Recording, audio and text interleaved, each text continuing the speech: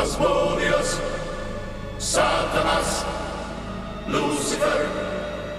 What's the most important part of a video game? That whenever it happens, you just take your pants off and say, build up, personality, character, presentation. I am talking boss battles. This is about most memorable boss battle encounters. I love the game Mario Galaxy 2, one of my favorite games of all time. It has beautifully designed bosses and they're a lot of fun, but they're not memorable. Black Myth Wukong, Sifu. Did any of them make it on this list? No, why? What makes a boss memorable to me is not really how much fun the game is, how creative the fight is. No. I need to want to kill him. Is he a threat? Does he deserve it? How he fits into the narrative. It's all of these factors coming together. So, over the past week, I actually gathered my favorite boss battles that I have ever seen. There are some deep cuts in here, let me tell you. You're gonna be screaming, stop the cap. I went through so many top 100 boss battles list because I was so scared to forget one. I've played so many games in my life, but making this list also made me realize how many games I haven't played. There's no Sephiroth, never played a single Final Fantasy. There's no Hollow Knight, no Nier Automata, never played Bloodborne fully. Dark Souls 3, no Ocarina of Time, no Wind Waker, no Twilight Princess, never finished Bayonetta, no Devil May Cry, which is a blessing for the daily upload, huh? So many potential videos. Okay, without further ado. Number 9. When you hear Rockstar game, do you think of boss battles? No? Yeah, neither do I. But here's the thing, and I said this at the start. A boss battle isn't just about the challenge. A boss battle isn't about a big health bar that you need to slowly whack at. It's about how it makes you feel. It's bringing a villain to justice, wanting to kill somebody after a long-ass journey. And now you think, he's talking about Micah. Nope.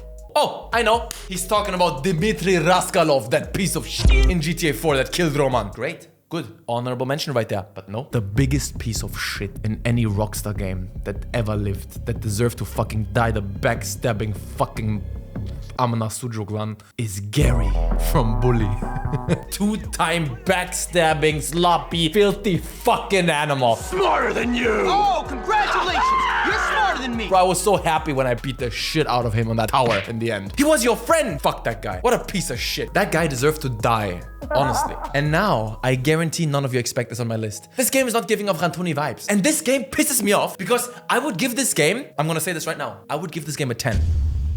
If it was a couple of hours longer. Because the game is just too short. It is insulting. The moment you really get into it, it's like, roll credits. The fuck is that? You can't do that. That game is Metal Gear Rising Revengeance. Oh, how I fucking love it, man. I have a deep love for that game. But it's too short. It's just way too short. And the last boss, Senator Armstrong.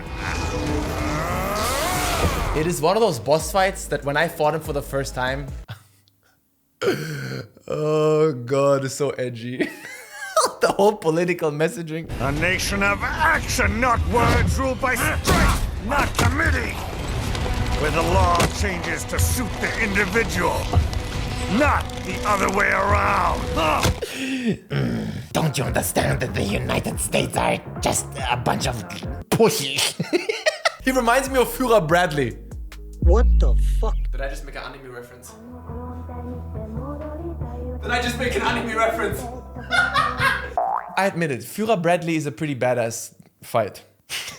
I've seen some anime, no shame in admitting it. Killing him was an absolute pleasure. Fighting him is an absolute pleasure. The build-up is beautiful. I don't think Metal Gear Rising Revengeance story is like groundbreaking, but it's a classic action movie type situation. And fighting him in the end, it was a beautiful culmination of everything the game has been building. In a way, Metal Gear Solid Revengeance is the perfect video game journey. From start to finish.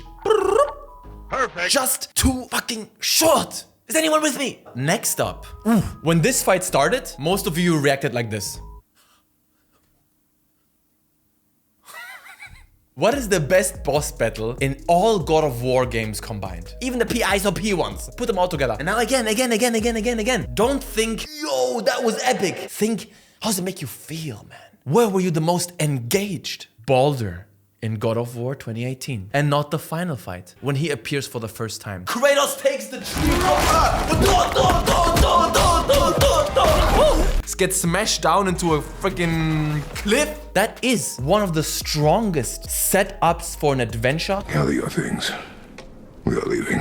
One of the most engaging hooks, engaging catalysts, engaging what the fuck moments early in a game I've ever seen. You just start the tutorial, yeah, you learn how to like press X, and Y. You don't know I have any skills, nothing. This dude knocks at your door and legit, playing it the first time, like, I'm not kidding. I thought he's a generic enemy. And now you get attacked at your home and then the adventure starts. And then he punches the I will never forget how that made me feel. Shock. And the fight itself, bro, Kratos almost dies. And the game just begun. That was a fucking statement. One of the most brilliantly executed fights I've ever seen. Throw whatever you have.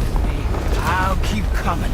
Insane. I get it. The final fight is more bombastic and more emotionally charged, but the first fight is more...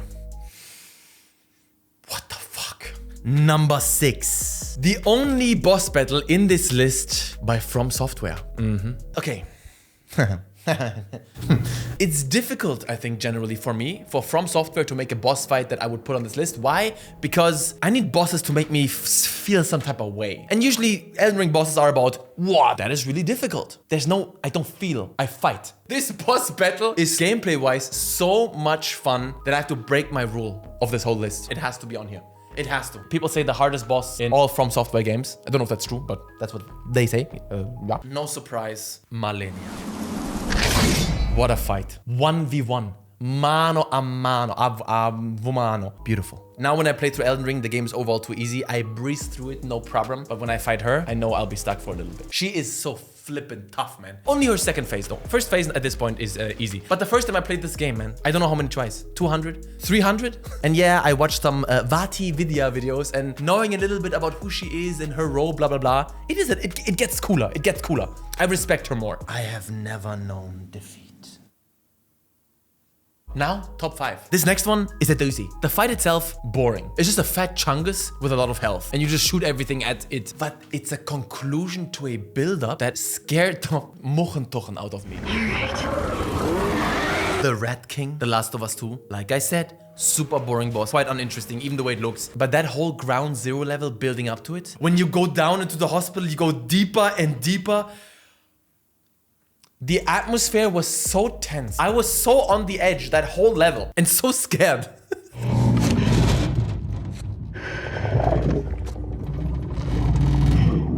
The fuck is that? Going to fucking ground zero where the whole shit broke out. Why? Hospitals in a zombie game? Is no good, man. I hope some of you can feel me here. That level, masterful. You find the first aid kit and you turn around and boom, there it is. Oh, amazing. That's what I mean, yeah? That's what I mean. That's why I will never forget it. Number 4. Oh, Resident Evil 4 Remake. Which one is your favorite boss here? Gotta be honest. I think the last boss, yeah, it's epic, but it's whatever. The village dude? Nah. The little Napoleon? No. The fish? The coolest fight in RE4 that'll stick with me forever. Because it's just so badass. It's like, you and me, man. Come on. Come here, come here. Jacques Krauser. First of all, I like that the fight is so long. The fight is basically an entire chapter. First, you have to get to him, and then you fight him, and then you fight him again. And then he mutates, and you... I love when games do this, when a boss appears throughout a game, and you keep defeating him, or he defeats you. It builds up, and it builds up, and it builds up, and then when you finally fight him, boom, you fuck him up. And the nice thing about Krauser is like, it's just a guy. He's a soldier. He was your mentor. It's personal. Long time no see, rookie. Major Krauser? What the hell? Imagine fighting your sensei. That's why it's so tough for me to diss Shirangi. Next up, these are 3 bosses from one game. I couldn't decide. I couldn't choose. That game is a deep cut.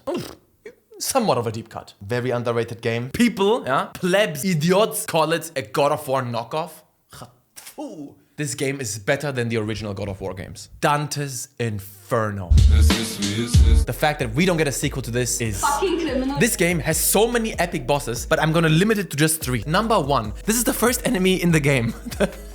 You fight him after 5 minutes. No skills, nothing. And the first boss you fight is the Grim Reaper. Death. It's super easy, super simple, nothing special. But the way he appears... Dante, your fate is decided.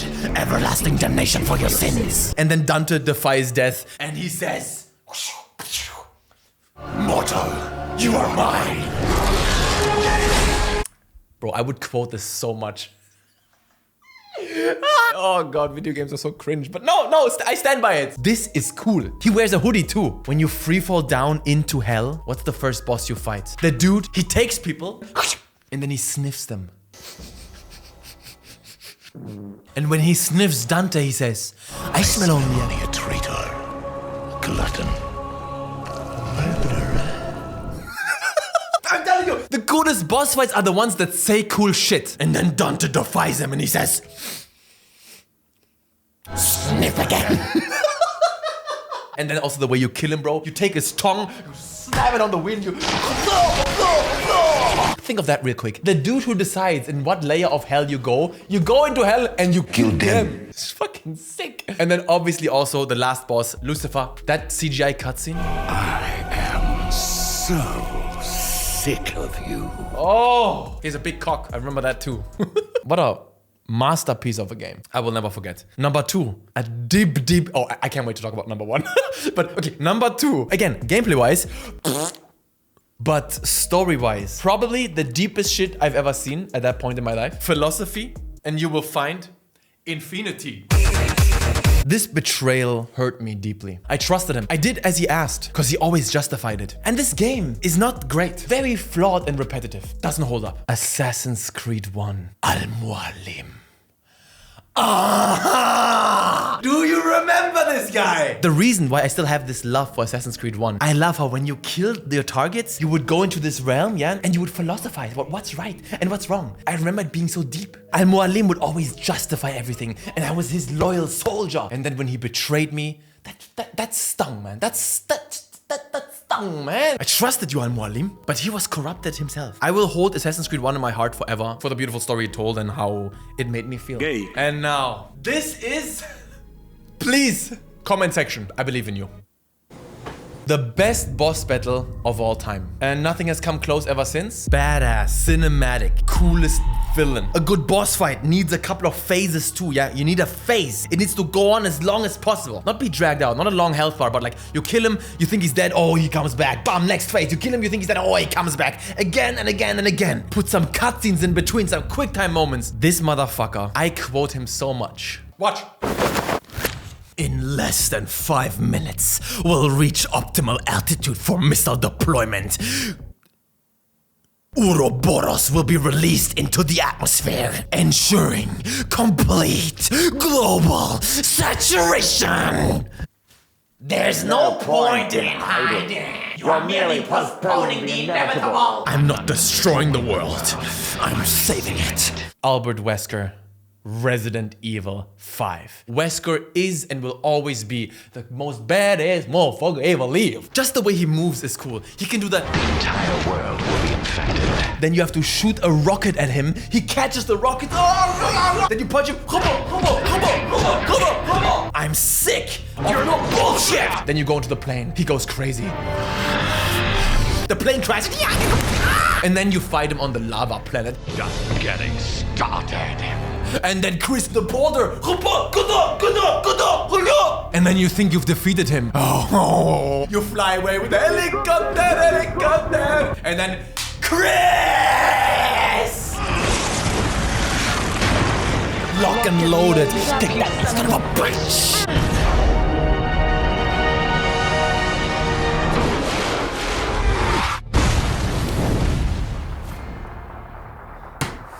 God tier boss butter. Love him. Love him. Woo. Yeah, these are my favorite boss battles of all time that stick with me right here in the heart, not the brain. Brain boring. Heart is where it's at. How about you, huh? I get it. Oh, no, and this Fortnite boss is very intelligently designed. No. I want to hear what's in your heart. A good boss is in your heart. You understand? I hope you enjoyed, guys. I love talking games. And I see you tomorrow. Let's get it! If you enjoyed this video, please know ich habe deine Mutter bei Arsch gefickt. Also, please check out my Ninja Gaiden Black 2 gameplay. Yeah.